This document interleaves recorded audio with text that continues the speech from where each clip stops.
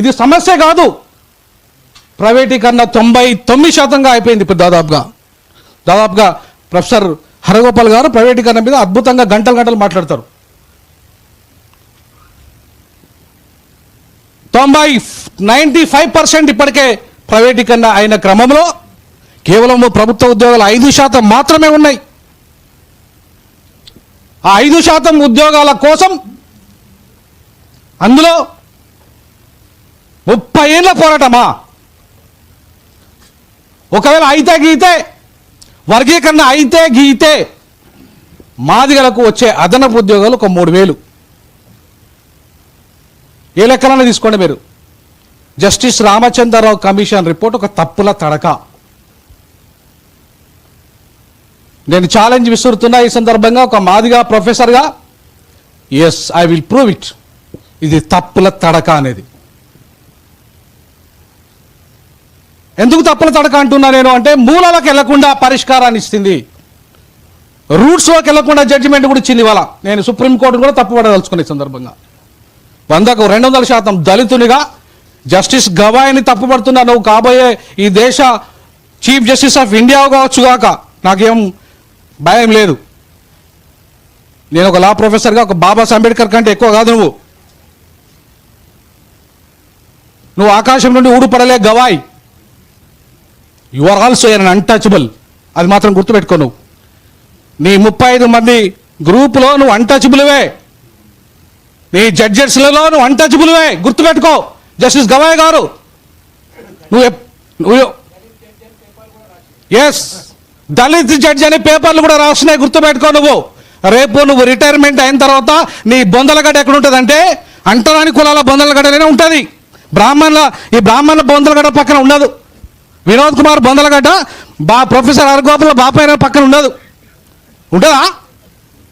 ఉంటుందా చెప్పండి? ఎక్కడుంటాయి మన బొందలగడ్డలు? ఊరవతల. మన ఇళ్ళు ఎక్కడ ఉంటాయి? ఊరవతల.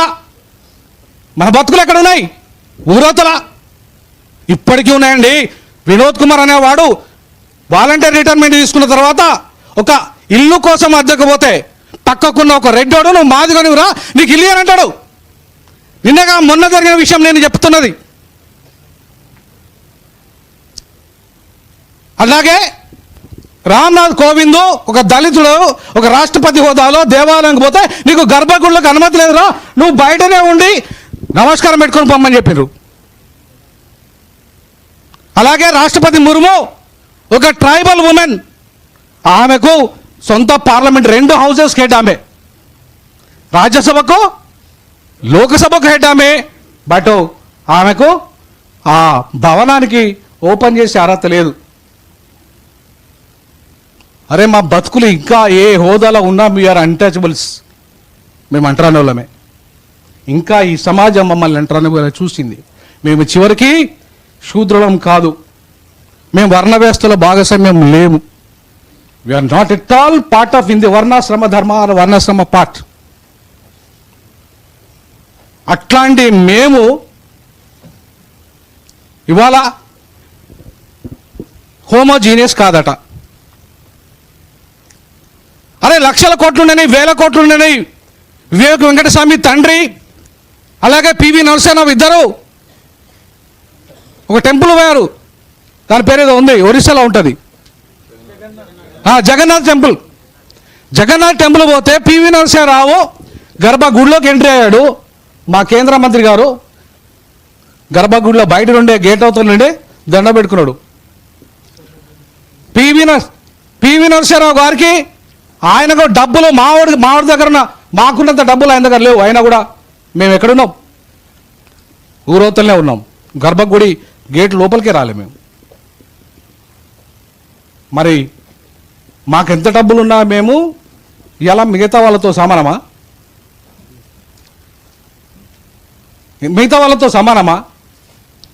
ఇలా దోపిడీ అని మాట్లాడుతున్న మా నాయకుడు, అరే ఈ దేశాన్ని దోపిడీ చేసింది బాపురాలు భయ్. వాళ్ళ జనాభా ఎంత?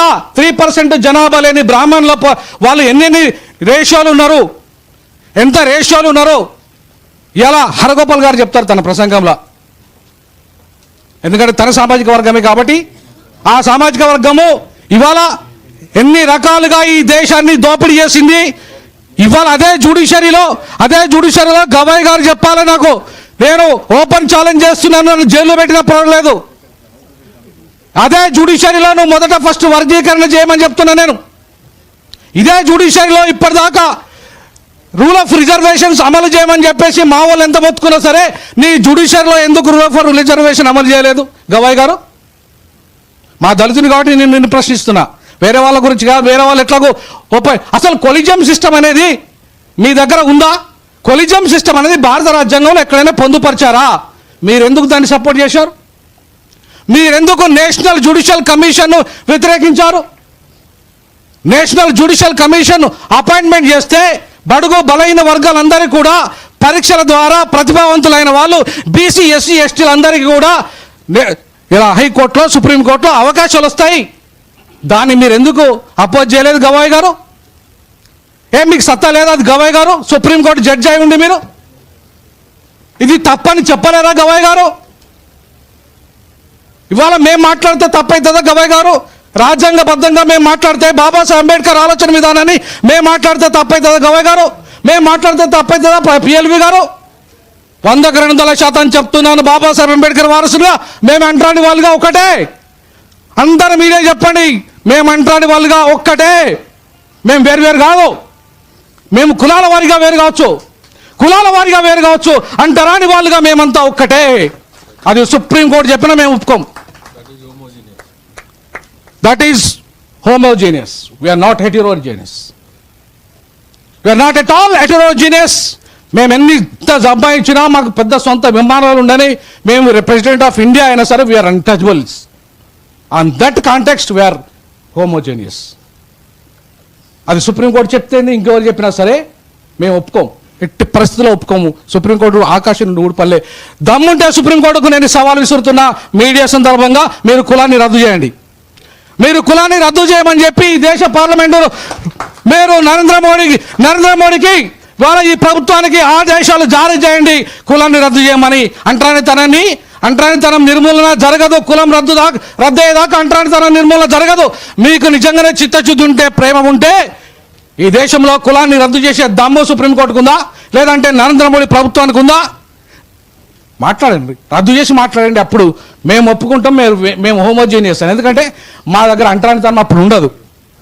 కులం రద్దు అయిన తర్వాత మాకు అంటరానితనము ఉండదు.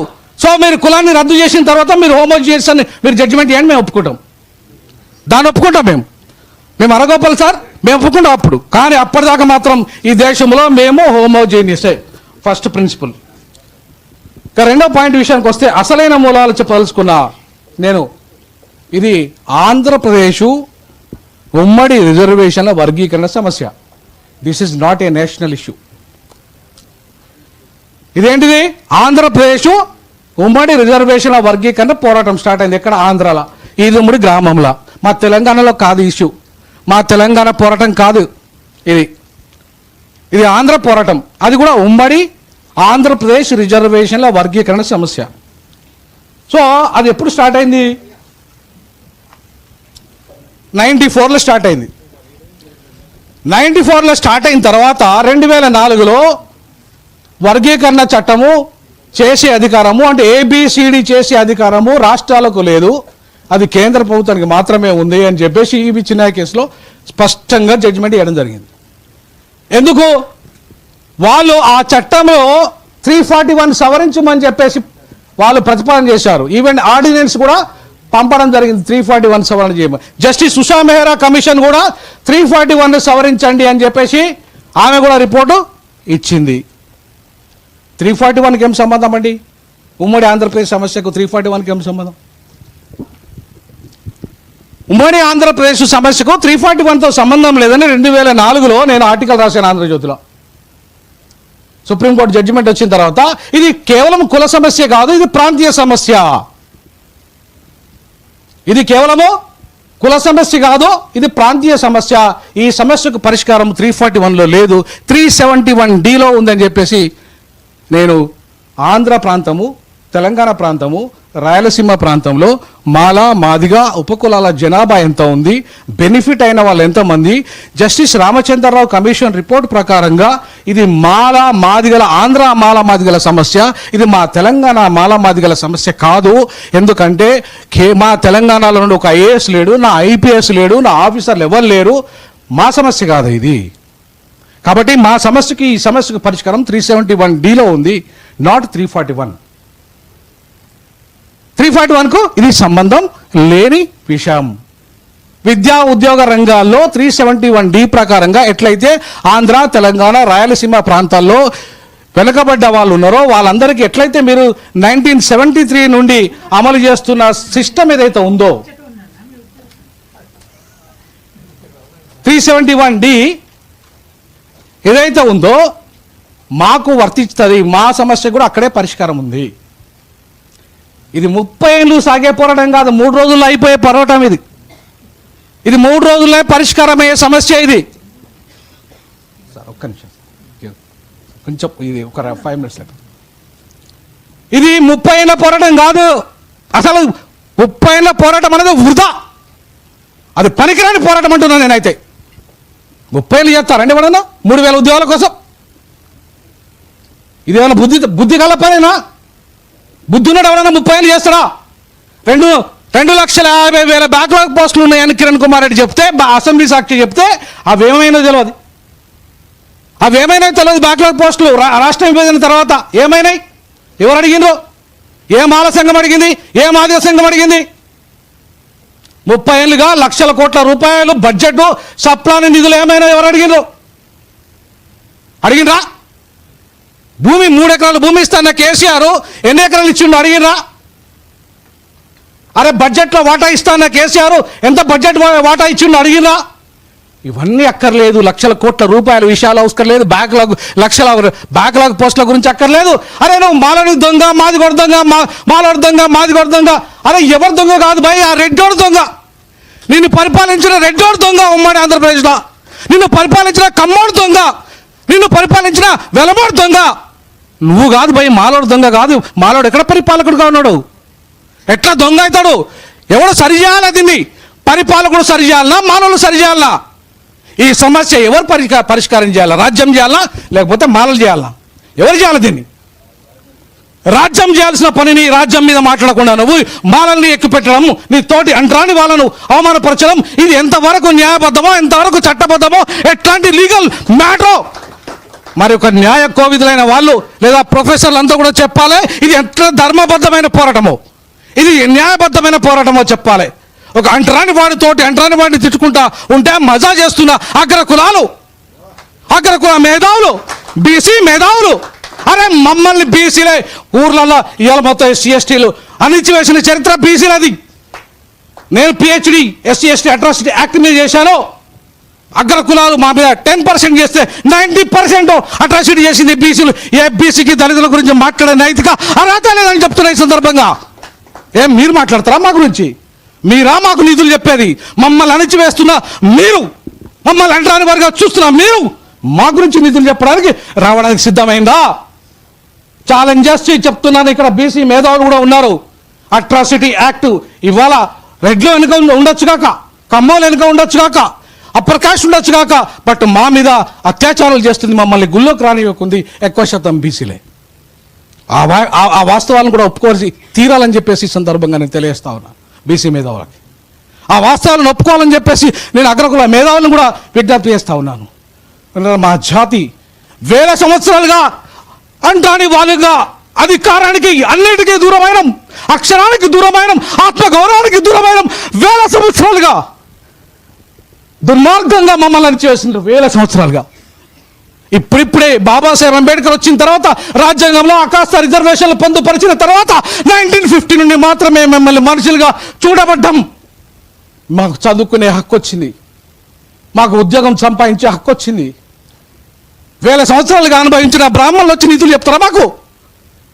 మమ్మల్ని అధికారానికి, ఆత్మగౌరవానికి, చదువుకు, విద్యకు అన్నిటికీ దూరం చేసిన బ్రాహ్మణ సామాజిక వర్గం ఇవాళ నీతులు చెప్తారట మాకు.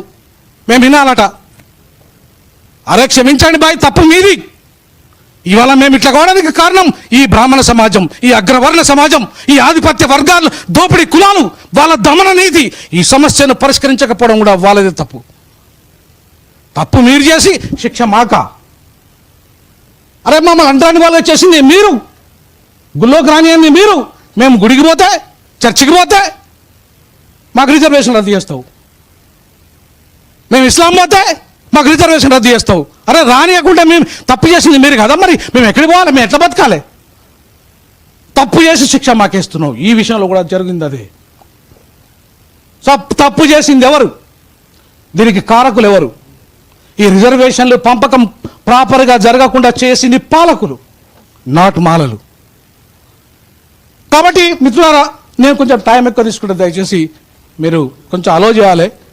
ఎందుకంటే ఇప్పటిదాకా మూలాల గురించి మాట్లాడకుండా, అది మాలలైనా అది మాదిగలైనా మేధావులని చెప్పుకుంటున్నారు. మూలాల గురించి చర్చించకుండా, పరిష్కారం గురించి చర్చించకుండా, ఇష్టరాజ్యంగా ఒకరినొకరు నిందించుకుంటా ఇప్పుడు నన్ను ఎట్లా ముద్ర వేస్తున్నారంటే వీడు మాల, అసలు వీడు మాడలకు పుట్టిన అంటున్నాను నన్నైతే. అరే అనుకోండి భయ్, నేను దళితుణ్ణి, నేను బాబాసాహెబ్ అంబేద్కర్ నిజమైన వారసుని అని చెప్పుకుంటున్నా. నేను ధైర్యంగా చెప్పుకుంటున్నా. ఎవరు ఎన్నైనా సరే, ఎవరు బీజేపీ బానిసలకు భయపడేది లేదు, మనవాద బానిసలకు భయపడేది లేదు. ఒక బాబాసాహెబ్ అంబేద్కర్ వారసునిగా చెప్తున్నాను. నేను ఎవరికి భయపడే ప్రశ్నే లేదని చెప్తున్నా. వాస్తవాలను వాస్తవంగా చెప్పడానికి నేను ఎవరికి భయపడాల్సిన ప్రశ్నే అవసరమే లేదని చెప్తున్నా ఈ సందర్భంగా. ఇక విషయానికి వస్తే,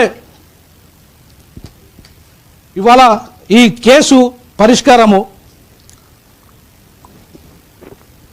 ఈ కేసులో 2010లో ఈ కేసు ఇక్కడిది కాదు, పంజాబ్ కేసు. ఈ కేసులో జడ్జిమెంటు ఇక్కడిది కాదు, పంజాబ్ కేసు. 2010లో ఈ కేసు బుక్ అయితే 2024లో జడ్జిమెంట్ వచ్చింది. మా కృష్ణన్న ఈ కేసులో ఎప్పుడు ఇంప్లీడ్ అయ్యాడంటే 2022లో ఇంప్లీడ్ అయ్యాడు. అంటే ఎన్నేళ్ళ తర్వాత? 12 ఏళ్ళ తర్వాత. అయితే 2004లో ఈవి చిన్నయ్య కేసు జడ్జిమెంట్ కొట్టుడు పోతే మరెందుకు రివ్యూ పిటిషన్ వేయలే? పంజాబ్ కేసు దాకా ఎందుకు ఆగిండు? పంజాబ్ కేసులో ఎందుకు ఇంప్లీడ్ అయ్యాడు? సొంతగా ఈ 2004 కేసులో ఎందుకు నువ్వు రివ్యూ పిటిషన్ వేయలే? నిజంగానే చిత్తశుద్ధి ఉంటే, మాదిగలకు అన్యాయం జరిగిందని నీకు చిత్తశుద్ధి ఉంటే సుప్రీంకోర్టులో నువ్వు ఎందుకు ఇంతవరకు కూడా కేసు చేయలేదు? 2022లో ఈ పంజాబ్ కేసులో మాత్రమే ఎందుకు ఇంప్లీడ్ అయినావు? అది కూడా 12 ఏళ్ళ తర్వాత. ఆ కేసు స్టార్ట్ అయ్యి 2010లో స్టార్ట్ అయితే నువ్వు 2022లో ఇంప్లీడ్ అయినావు దాంట్లో. అంటే ఏ కారణం చేత ఇంప్లీడ్ అయినావు? రెండవది. మూడో ప్రశ్న, అసలు ఎస్టీల వలన ఈ కేసులో పిటిషన్ వేశారా? ఎవరైనా పిటిషనర్గా ఉన్నారా? సుప్రీంకోర్టు లాయర్లు, హైకోర్టు లాయర్లు ఇక్కడ ఉన్నారు.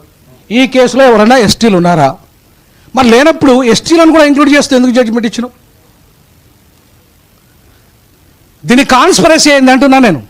What is the conspiracy behind it?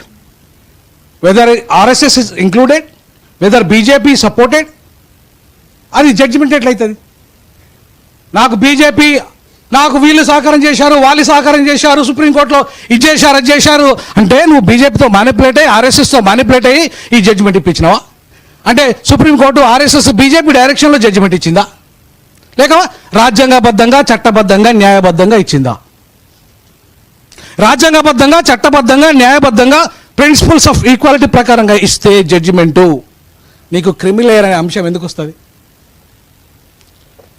మీరు ఇప్పటిదాకా క్రిమిలేయర్ ఓన్లీ డైరెక్షన్ అన్నారు కదా సార్ ఇప్పటిదాకా ఆర్గ్యుమెంట్లు అన్నాడు కదా, అది డైరెక్షన్ ఎట్లయితుంది? Majority 4 members. నేను ఒకసారి జడ్జిమెంట్ మొత్తం కాదు, సతీచంద్ర మిశ్రా శర్మది మాత్రమే మీకు చదువు వినిపిస్తా, ఎందుకంటే క్లారిటీ కోసం. I had the privilege of reading the lucid and detailed opinions authored by the Honorable Justice D.Y. Chandrachud, Chief Justice of India, and Honorable Justice B.R. Gawai, respectively. I am fully agreed with the both opinions to the extent the validity of subclassification within scheduled caste has been held to be constitutionally permissible. Moreover, I am fully in agreement with the opinions to the extent that any exercise involving subclassification by the state must be